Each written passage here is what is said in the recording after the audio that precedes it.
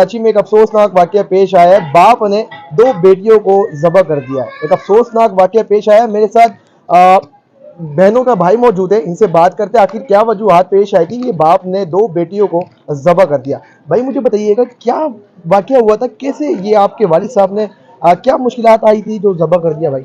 अरे इस चीज का तो कोई किसी को भी पता ही नहीं है कि क्यों पास किया था। सुबह का टाइम था, कोई मैं तो इधर रहता नहीं, मुझे 8 महीने से मुझे भी निकाला उसने मार के घर से। मैं कहीं और रहता हूँ बेगम के साथ।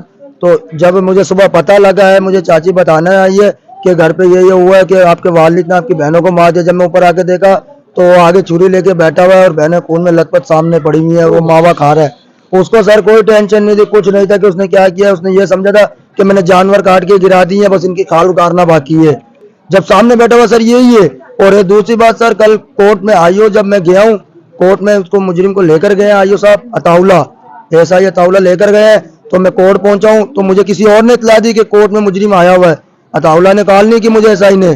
तो वो कह रहे हैं कि आगे से मुझे, मैं जब पहुंचा हूँ तो मुझे धक्के दे रहे हैं, एसआई अताउला धक्के दे रहे हैं कि आप इसके खिलाफ रिमांड क्यों लेना चाहते हो, आप इसको जाने दो, जेल जा रहे हैं जाने दो। तो सर ऐसे इज्जत से कैसे जेल जाने दूं? मुझे बताइएगा कि जब ये आपने आपके वालिद साहब ने कत्ल किया तो आप वहाँ पर कहाँ पर मौजूद थे? सर मैं आगे रहता हूँ, इधर ही ससुराल में रहता हूँ बेगम के साथ। तो मुझे जब सुबह 7 बजे पता लगा तो मैं जब घर पर आया हूँ, देखा है तो बहनें खून में लथपथ पड़ी हुई थी, गर्दनें दोनों की कटी हुई थी। एक को तो यहाँ से छोटी को पूरा काटा हुआ था और सीधी छुरियां मारी हुई थी, इधर दिमाग में लगी हुई उसको। छोटी वाली सर उन बच्चियों का क्या कसूर?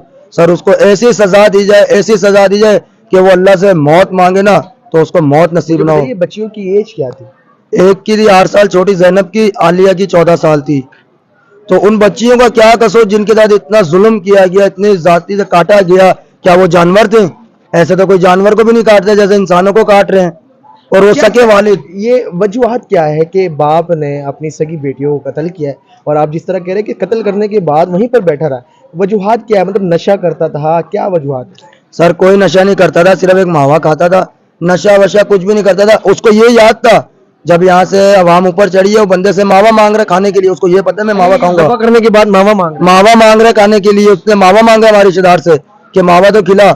जब मावा लेके वो हाथ में लगा, बहन ने उसको थप्पड़ मारा है कि तू अभी भी मावे के चक्कर में, तेरे सामने लाशें पड़ी हुई है, तूने काटा हुआ उनको, अभी भी मावा मांग रहे तू। तो उसको ये नहीं पता कि मैंने क्या किया हुआ है, मावे का पता है मैंने मावा खाना है। तो सर उसको सख्त से सख्त सजा दी जाए।